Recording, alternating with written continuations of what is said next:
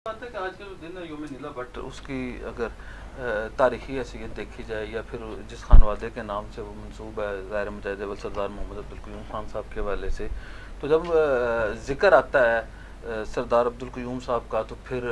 पाकिस्तानियत का जिक्र आता है, कश्मीर बनेगा पाकिस्तान के नारे का जिक्र आता है, हमें पाकिस्तानी और पाकिस्तान हमारा है का जिक्र आता है, और अली गिलानी और सरदार बेमिसाल रिश्ते का अज़म का इब्राहिम खान साहब, ये वो लोग हैं उस क्लास के लोग हैं जिनकी पाकिस्तानियत से जो मोहब्बत और जो रिश्ता था उसके ऊपर कभी कोई सवाल नहीं उठा।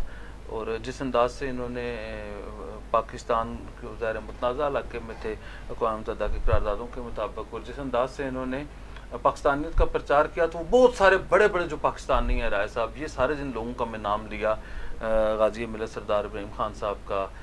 और इसी तरह सैयद अली गिलानी साहब का और मुजाहिद अव्वल सरदार मोहम्मद अब्दुल क़य्यूम खान साहब का, ये पाकिस्तानियों से बहुत बड़े पाकिस्तानी हैं। ये 30 मार खान, 40 मार खान, 50 मार खान बने फिरते हैं और जिन्हें जो नेशनल इंटरेस्ट की अपनी अपनी डेफिनेशन है, इनकी इन सबसे बड़े आदमी थे सरदार मोहम्मद अब्दुल क़य्यूम खान साहब जिनका नाम है, और उन्होंने कश्मीर बनेगा पाकिस्तान का जो है वो नारा दिया। और जिस तरह आज क्योंकि ये एक इसके ऊपर चले बहस करें तो बाज़ औक़ात ये होता है कि जी पहली गोली नीला भट्ट से चली या कहीं और से चली, लेकिन चली ज़रूर, इसमें कोई शक व शुबे वाली बात नहीं कि वहाँ से जो है वो तहरीक आज़ादी कश्मीर में एक भरपूर और मौसर किरदार अदा किया गया। अब जब राय साहब ऐसे दिन आ जाते हैं, जब 24 अक्टूबर आता है या योम शोदाए जम्मू का दिन आता है, या कोई 5 फरवरी का दिन आता है, या 5 अगस्त का दिन आता है, या कोई और जो है वो हमारा दिन आता है, तो उस वक्त आज़ाद कश्मीर और मकबूजा कश्मीर के अवाम जिन्होंने पाकिस्तान के लिए और कश्मीर के लिए कुर्बानियाँ दी, अगर एक तसलसल है उसे अगर हम देखें तो उस वक्त जो ज़ाहिर है इन सारी बातों का जिक्र होता है। और जब जो लोग पाकिस्तान के साथ लाजवाल मोहब्बत करते हैं और इसे ईमान का हिस्सा समझते हैं, वो जब पाकिस्तान के आज़ाद कश्मीर में हालात देखते हैं, पाकिस्तानियत के हालात देखते हैं, नज़रिया इलाके पाकिस्तान के हालात देखते हैं, तकमील पाकिस्तान की जदोजहद के हालात देखते हैं, तो आप यकीन करें कि उनकी आँखों में से ये जो पानी बरसता है, अगर उसमें खून होता तो वो शायद खून के आंसू रो रहे हों। जो हालात जो है गुज़श्ता 2 साल में, 2.25 साल में वज़ीर आज़म और आज़ाद कश्मीर की हुकूमत ने अपनी पॉलिसियों के तहत कर दी। राय साहब, अगर एक तो ये है ना, एक पूरा फिनोमेना है, आप ये देखें कि क्या असल कहानी क्या है। असल कहानी ये है कि पाकिस्तान पीपल पार्टी भी शामिल, मुस्लिम लीग नून भी शामिल, तहरीक इंसाफ भी शामिल, जमात इस्लामी भी शामिल, मुस्लिम कॉन्फ्रेंस भी शामिल, जम्मू कश्मीर पीपल पार्टी भी शामिल, सारी सियासी जमातें शामिल होके उन्हें इक़्तिदार दे दिया गया आज़ाद कश्मीर के अंदर तहरीक इंसाफ समेत। और जो उनके अनवारुल हक साहब क्या कहते हैं, उन ये जो 20 लोग जिन्होंने इमरान खान के नाम पे वोट लिया और बाद में गद्दारी की, फारूक ब्लॉक किया, एक ये भी नजरिया। और इसका मतलब ये है कि शख्स के पीछे ला खड़ा कर जिसका को अपना नजरिया थी, ये भी एक जमात है और ये इस जमात का नाम रख दिया गया एस्टेब्लिशमेंट, और इसकी जिम्मेदारी को राजा कफील ने, आमिर महबूब ने, जाज बासी मुर्जा, दुरानी शहजाद राठौर ने नहीं कहा, बल्कि ना सिर्फ वज़ीर आज़म अनवारुल हक ने कहा कि हम जो है वो एस्टेब्लिशमेंट हैं, बल्कि उधर जो मुजफ्फराबाद में पाक फ़ौज के जो लोग तैनात थे, कौमी सलामती के लोग जो तैनात थे, और जो इधर लोग तासर दे रहे थे पाकिस्तानियत के हवाले से जो लेक्चर देते हैं, उन सब ने ये कहा कि अनवारुल हक की वो है क्या कहते हैं एस्टेब्लिशमेंट है, और ये जो सारे लोग जिन्होंने इमरान खान के साथ गद्दारी की है, ये हमारी लाइबिलिटी है। मकसद तय क्या हुआ कि एस्टेब्लिशमेंट, पाकिस्तान पीपल पार्टी, मुस्लिम लीग नून, मुस्लिम कॉन्फ्रेंस और दीगर सारी जमातें इकट्ठे होके उन्होंने 2 साल में पाकिस्तानियत का आज़ाद कश्मीर में जनाजा निकाल दिया। और जब ऐसे हालात हों, मकसद ये सारे लोग नाकाम हो गए ना, अवामी एक्शन कमेटी आ गई, ये सारे लोग मिल के आज़ाद कश्मीर के अवाम के मसाइल हल नहीं कर सके, और फिर एक एक्शन कमेटी आई जिसने 3 रुपये में बिजली ले दी। वो 20 रुपये लेने के लिए तैयार थे, उन्होंने 3 रुपये दे दी।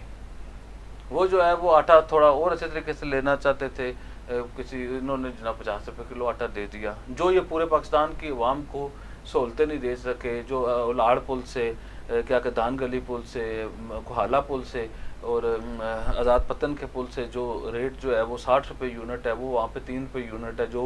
आटा जो है वो पाकिस्तानी हुकूमत और मियाँ शहबाज शरीफ और इनकी मेहरबानियों से, मुस्लिम लीग नून के जुम्मा की मेहरबानियों से जो आटा उधर 50 रुपये है, जहाँ पे पैदा होता है वहाँ पे 200 रुपये किलो है। उसके बावजूद जो है वो वहाँ पे पाकिस्तानियत को ख़तरा लाक हुआ, नजरिया ला के पाकिस्तान को ख़तरा लाक हुआ। तो तो अगर इन सारी चीज़ों के तनाज़र में अगर आप ये देखें तो ये मैं समझता हूँ कि ये बड़ी एक संजीदा दिन था, संजीदा गुफ्तगू थी। ऊपर से ये बात है कि सरदार अतीक अहमद खान अल्लाह ताला उन्हें ज़िंदगी अता फरमाए, वो मुजाहिद अव्वल सरदार मोहम्मद अब्दुल क़य्यूम खान साहब के जो है वो तरबियत याफ्ता सियासी रहनुमा हैं, उनके सियासी वारिस भी हैं, और जो क्या कहते हैं आज जम्मू कश्मीर मुस्लिम कॉन्फ्रेंस है उसके सरबराह भी हैं। और वो भी जो है वो अपने वालिद ग्रामी के नक्शे कदम पे चल के पाकिस्तान, पाकिस्तानियत, नज़रिया इलाके पाकिस्तान और तकमील पाकिस्तान की बात करते हैं, मसला कश्मीर को दुनिया भर में उजागर करने की बात करते हैं। उन्हें जो है ना सिर्फ आज़ाद कश्मीर बल्कि गिलगित बल्तिस्तान, मकबूजा कश्मीर समेत जो पाकिस्तान में खैबर से लेके कराची तक जो महाजरीन हैं उनके उस रोल का भी पता है। उन्हें यौम शोदाए जम्मू जो दिन है, जो शोदा जम्मू के क्या कहते हैं, जम्मू के लोगों ने जो पाकिस्तान में शामिल होने के लिए कुर्बानियाँ दी,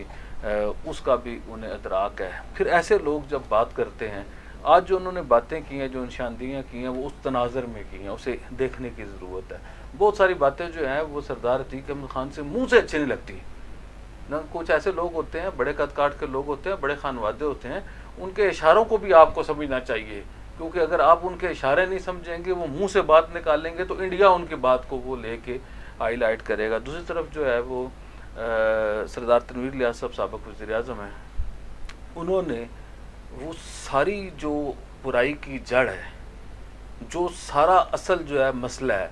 जो उन्होंने चार्जशीट की है, जो पाकिस्तानियत को नुकसान पहुँचाया है आज़ाद कश्मीर की हुकूमत ने, वो हुकूमत देखे ना, ये सारे लोग इकट्ठे होकर हुकूमत में अमर साहब तो उसने सरदार तनवीर इलियास खान साहब ने तो 5 फरवरी को मुजफ्फराबाद में आर्मी चीफ की मौजूदगी में कहा था कि ये हालात है। 5 फरवरी को उसका भी गुजरे फील्ड मार्शल के सामने भी उन्होंने कहा। देखिए बात ये नहीं रहा है साहब, आप, मैं, एजाज बासी साहब, शहजाद राठौर साहब, मुर्शद दुरानी साहब, हम ये जो बात करके अपने हम जो है वो तारीख के सामने क्लियर हो रहे हैं। तनवीर इलियास जो है, सरदार अतीक अहमद खान और ये जो लोग हैं, राजा फारूक हैदर साहब, ये जो नकार खाने में ये जो चीखो पकार कर रहे हैं, ये बात कर रहे हैं, आप इनकी बात नहीं मानेंगे ना, लेकिन तारीख की दुरुस्त सिमत पे खड़ा होना बड़ी बात है। मैं ये समझता हूँ कि आज के दिन के मौके पर जिस अंदाज से तारीख की दुरुस्त सिमत में वो खड़े हैं लोग, और जिस अंदाज से उन्होंने वो निशानदेहियाँ की हैं जो असल जो है वो मर्ज़ की तशखीश कर दिया है। अब असल इशू ये है राय साहब कि पाकिस्तान की जो इस्टेब्लिशमेंट है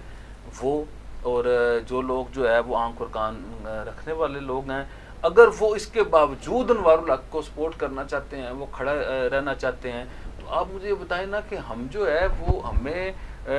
वो जो है उन्हें ज़्यादा पाकिस्तान का इंटरेस्ट जो है वो अजीज़ है, वो ज़्यादा जो है वो आंख और कान रखने वाले लोग हैं। अगर वो अपने किसी ज़ाती मुफाद की खातर, अपनी किसी अटदर्मी की खातर, अपनी किसी अना की खातर, अपनी किसी सियासी लीडर के साथ दुश्मनी की खातर, या किसी सियासी जमात को एक बार तोड़ने की खातर, एक ऐसा बंदा जिसकी ये ख्वाहिश थी कि मैं 3 महीने जो है वो किसी तरह वो 15-20 दिन बैरिस्टर सुल्तान की अदम मौजूदगी में, जितने दिन बैरिस्टर सुल्तान जो है वो वज़ीर-ए-आज़म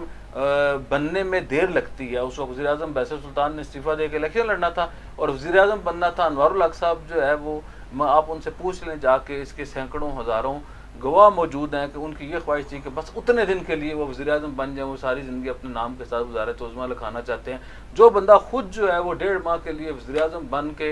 वो ये चाहता था कि मेरे नाम के साथ साबिक़ वज़ीर-ए-आज़म लिखा हो मरते दम तक जो है वो, उसके बाद बेशक उनकी आखिरी ख्वाहिश के तौर पर उसके बाद मैं बेशक फोत हो जाऊँ, उसको आपने जो है वो 27 महीने से जो है वो उसकी ख्वाहिश से